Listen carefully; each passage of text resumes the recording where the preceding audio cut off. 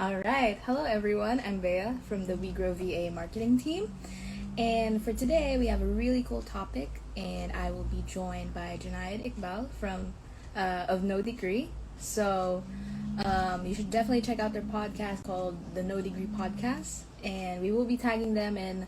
Oh, hey, Junaid's already there. Okay, good. All right. So we will be tagging them and all their socials so you can check them out. But stay tuned because we have a lot to learn about um, our topic, which is keeping up with the virtual culture. So let's get to it. Let me just invite Junaid over. So give me a bit. Hold on. Send the invite over, Junaid. Hi! Hey, how are you? I'm doing good. How are you? Doing all right, doing all right. All right. Okay. So let's just get to it, Junaid. Yeah, All right. So, okay, but first, like, can you share to everyone who you are and, a little bit about yourself? yeah. So I'm Genetic Paul. I'm the founder of NoDegree.com and the host of the No Degree podcast, where I interview people without college degrees and have them share their stories. And my life's mission is to remove the stigma attached to people without college degrees and introduce them to careers that don't require college degrees. Preach, preach. That's really cool. And a lot of people probably relate. And I think it's very important as well. Yeah. Yeah, no, thank you. It's something I'm extremely passionate about. Yeah. So let's get to our topic, which is entitled Keeping Up with the Virtual Culture. So, to explain it, how would you describe virtual culture to a grade schooler at the simplest form? To someone who's really young, Yeah. I would describe virtual culture. Let me see. To someone really young, I would say it's what you feel about like your online friends. It's that online community. The feelings that you get from that online community. What those feelings are the culture. That's really interesting. Okay. Was it too hard of an answer? Too hard of a question? No, no. It's a good question. It's just I try to really think about it from the perspective of someone little. Like, what would they think? I don't want Yeah. there's like office politics in that, but that's not what they're going to understand. But, Mm-hmm. the closest thing that they can relate is like their online friends, their online communities, Mm-hmm. these online games, like talking to them. How does it feel? And Yeah. some communities are good online, makes you feel Mm-hmm. good, and some communities are bad and they don't make you feel so good. Yeah. Yeah. I definitely agree. So, if you're not explaining it to a grade schooler in Yeah, Junaid's way, oh, thank you. Alex just sent a comment. Great way to explain and easy to understand. Yeah. But yeah. let's dig a little deeper on that. So, Junaid, how would you personally describe virtual culture? So I would describe virtual culture is, and you can't use the word culture, right, to sort of define it. I would say it's the sense of belonging or sense of not belonging that you sort of get from your kind of workplace. Hmm. And to go into a little more detail, it's the feelings you get, the safety, and the social aspect that you get from work, right? There is a social Yeah. aspect of it. So that's kind of what I would describe as culture. And I can go into like a lot of detail on like what companies do right and what they don't do right. Yeah. Yeah. Hmm. So, sorry, that's also just making me think a lot. Yeah, yeah. No, look, I It's was thinking and giving these answers because I don't want to give the typical answer, but a lot of it's yeah. dealing with feeling. Like, what do you feel when you work at home? Like, how do you feel? Do you Yeah. like it? Do you enjoy it? Do you have this sense of connecting it, or do you feel that you're a little removed from it because you don't have the same, that you don't see your coworkers in the same way? Mm-hmm. Mm-hmm. Yeah, yeah, I hear you on that. And of course, like we would only want to promote a good culture, you know? Yeah, look, and you're gonna always have varying cultures, but I think you want a culture that has trust, that has, a sense of belonging, and that's right for different groups of people. Some people don't mind not having any interaction, and then some people want that interaction. So how do you make it so that all different types of personalities like it? And then some people will never like the virtual culture to the fullest degree, right? Some people want it in person. And look, there are both different ways, but virtual is here to stay. And then there's some people that you can't meet in person. They're across the country. They're across the world. So, maybe you might see them here and there a handful of times in your life, but it's a part of work. So how do you create a good culture? Well, I'm gonna throw the same question at you. How do you build, a virtual culture? What do you think?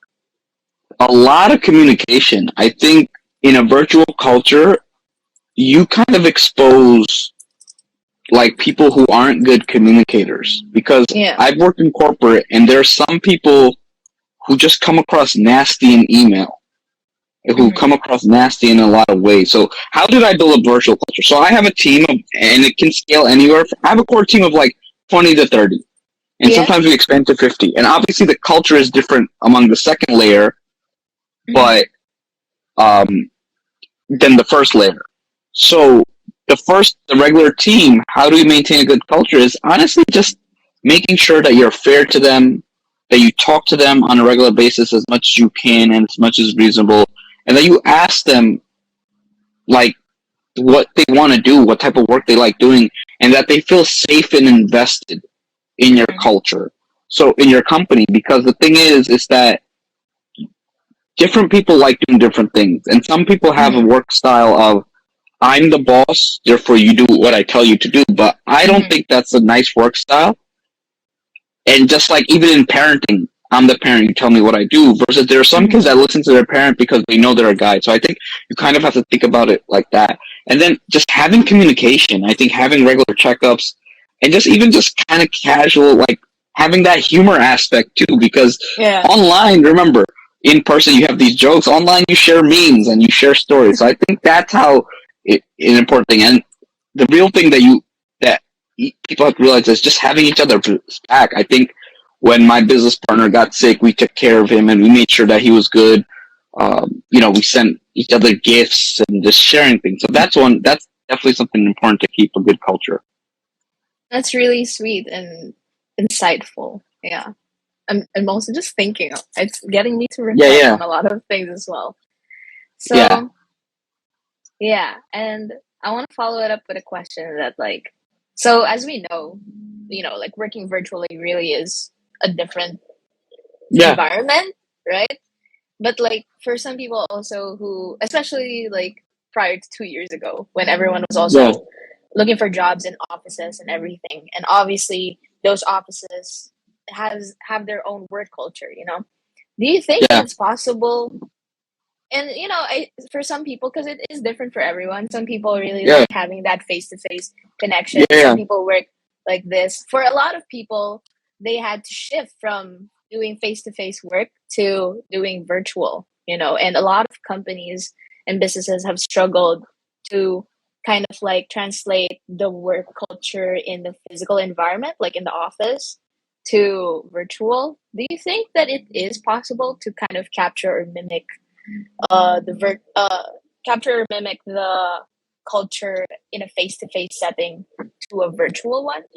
Yeah, you can do it. So I haven't met one of my business partners ever, and yet he's one of my best friends. And I haven't met some of my team I've met because they're local, but others I've never met, and probably I'm going to do my best to meet them.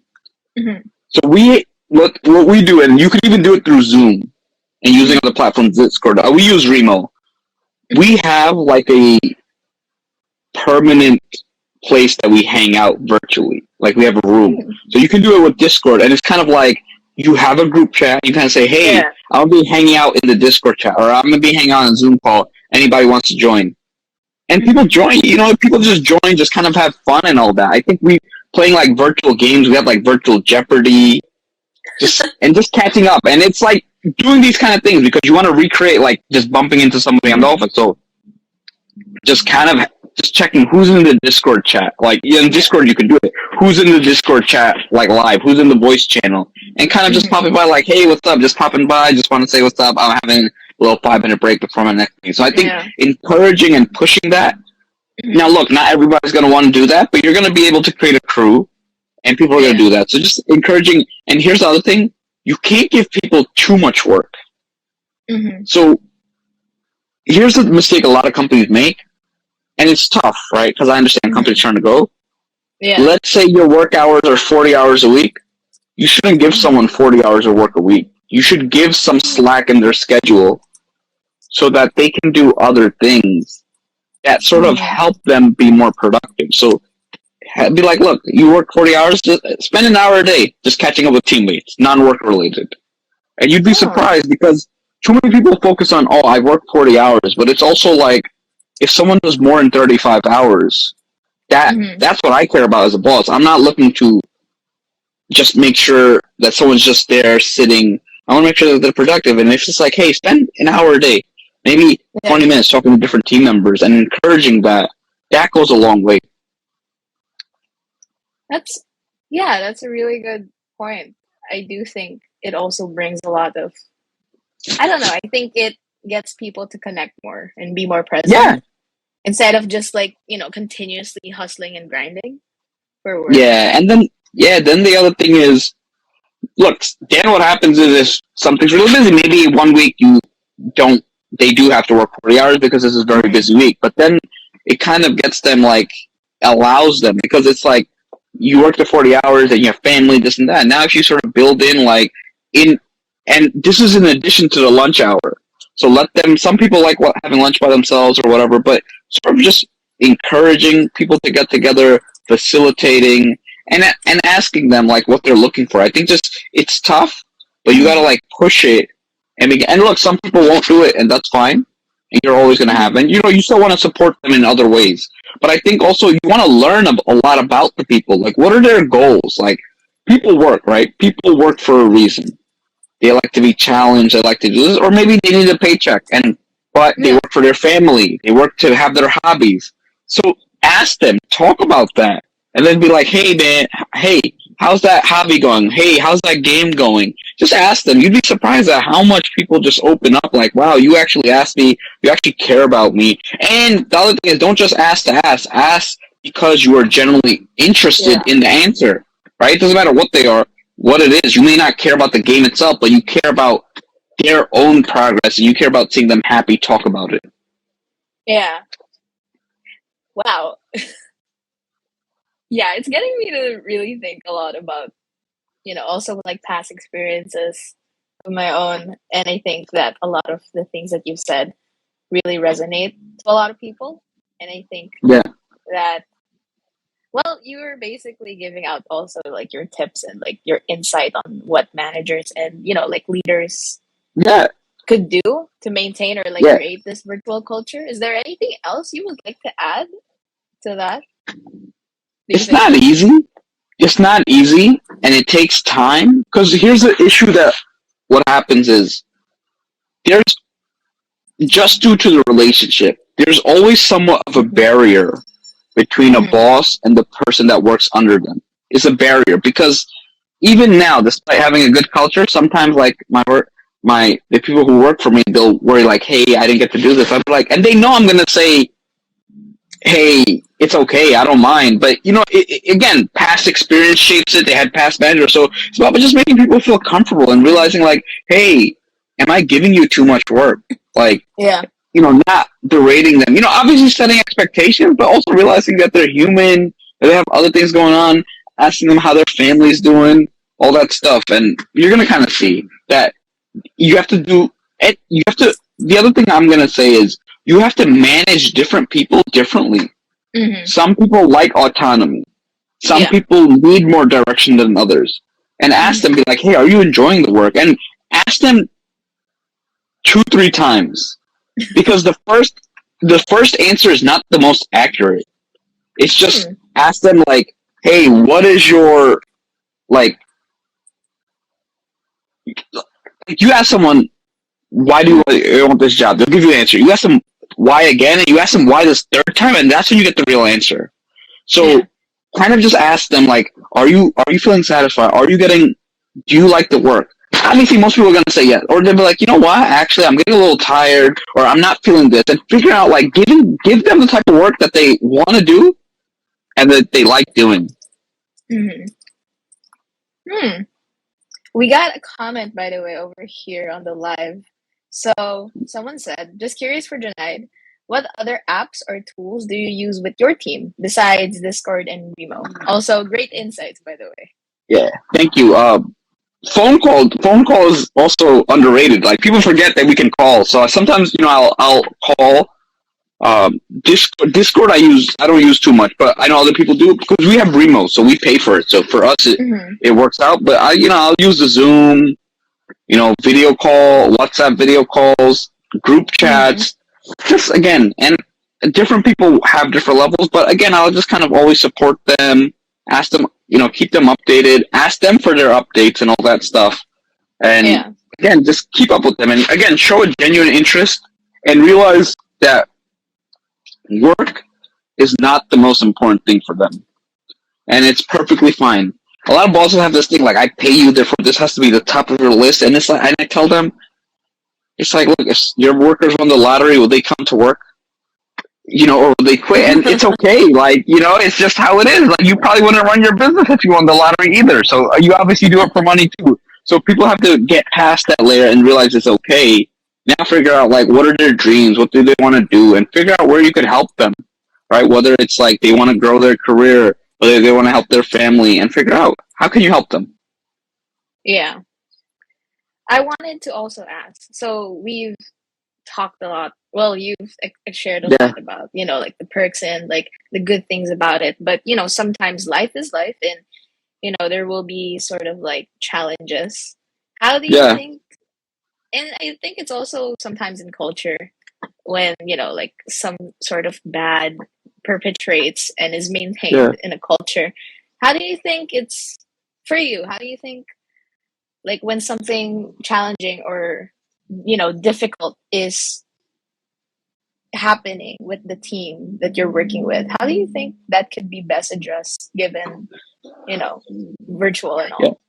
So communication is absolutely important, but I first look at myself and my business partners, and we look at ourselves and see what could we have done better. And I think oftentimes a lot of people in management, they look at how is it this person's fault. So you kind of take a step back, like, what could I have done better? Did I set them up to succeed, or did I set them up to fail? Did I give them enough resources? Did I give them the right environment? Were there any red flags? Should I have done something earlier? See everything that we can do, and then talk to the person. Like, I had an incident where someone wasn't doing as much work as they should. But again, at the end of the call, he was cracking jokes, and it was good. So don't come at it from a place of like, I'm going to fire you. That shouldn't be your first thought. Like, I'm going to fire this person. I'm going to stop working with this person. It's always like, how can I help? How can I improve? And just have an honest conversation. Like, hey, this is what I expect from you. Let me know if that's fair. What can we do to make it easier? Just realize that you have to be like a mentor and coach to them. Yeah. I think some people, or not to like throw any shade, but I think it's easy to kind of like overlook that when people don't see that they are a teacher, that they are a mentor, especially if they hold a certain position and everything, right? Yeah. Yeah, one big issue is a lot of people work, like, they're owners in terms of they believe they own their employees and they own their time. And it's like, no, your goal is to give your employees the best environment that they can so they can be the best version of themselves, so they can produce the best that they can. And if they're not, figure out where you can meet them and do the best that you can. And again, the majority of people tend to work. There'll be some people who take advantage, but what happens is you'll create a good environment, and then you'll see that people grow over time. And it's crazy how much growth they can have. Like, one of my workers, right? One of the best workers I have. She's phenomenal. And, she loves remote work. She gets to spend time with her son. She gets to do that. I think she even asked me, she's a tutor too. She even asked me like a math question, and she was like, hey, I'm not getting this. I used to be a math tutor. So, it's like, those type of things. It's just realize that they should be able to come to you for the other things. Yeah. Over here on the chat, people are really happy with our conversation. From Orlando Javier, these are great words.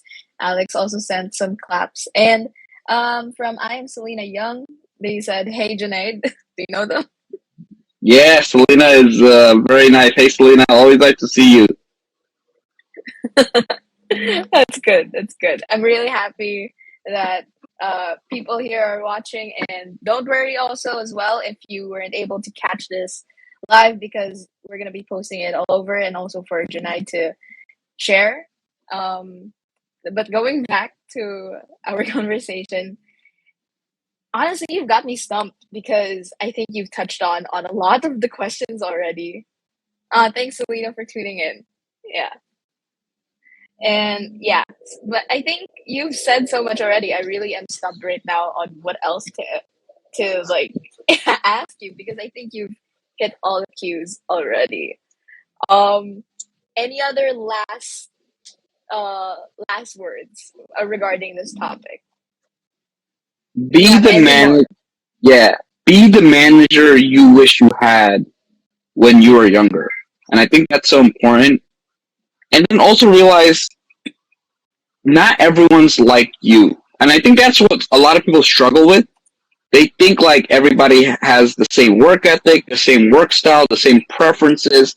Some people prefer to work a certain way, some people prefer to work differently. And there's no right or wrong to that. It's just different. Like, if Yeah, someone's favorite color is green and another person's favorite color is red, neither are wrong or right. They're just different, and it's okay. So that's something that you have to kind of understand. And yeah. once you understand that, it'll be a lot easier managing people. Whoa, that hit hard, because I'm also like reflecting on my past experiences, but I definitely hear you. I'm gonna keep that in mind as well. Be the manager you've always wanted for yourself. Yeah, Yeah, yeah. yeah. I hear you on that. Because look, I've But learned from a lot of bad managers. That's where I've learned from. I've learned from a lot of yeah, bad managers. I've learned that that's not. I didn't like it. Like, I'll tell you something. And look, they weren't bad people. They just. yeah. It's just a. It's just not their biggest strength. And I had one manager. She was very good. I'm talking about very sharp. Overall, very nice.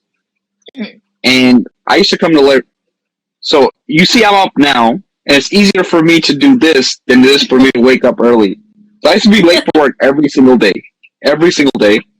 Mhm. And but the thing is, that work wasn't time sensitive. It's not like I had to do something, just report Yeah. or whatever.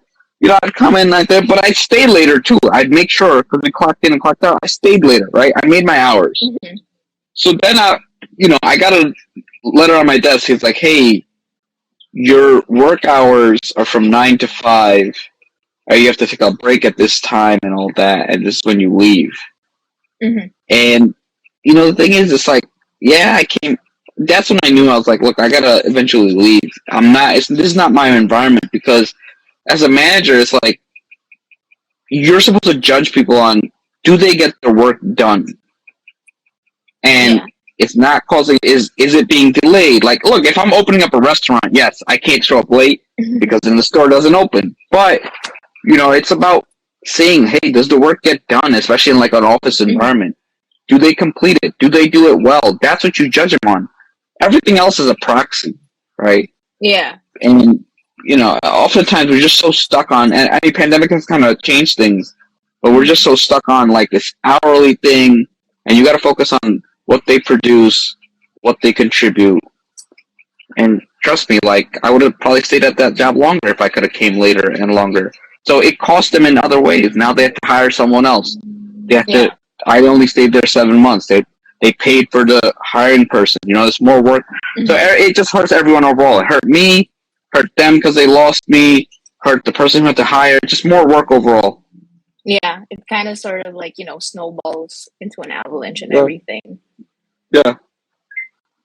Yeah. So, someone said, "Great to see you guys." Alec Carbono, or yeah. Yeah. Yeah. He's Good to my see you. podcast editor. He's my podcast editor. Oh, nice to meet you through the chat, and thank you as well to the people watching. And again, I want to reiterate, if you weren't able to catch us live, don't worry. We'll be posting the replay and also sharing with Junaid all of these things.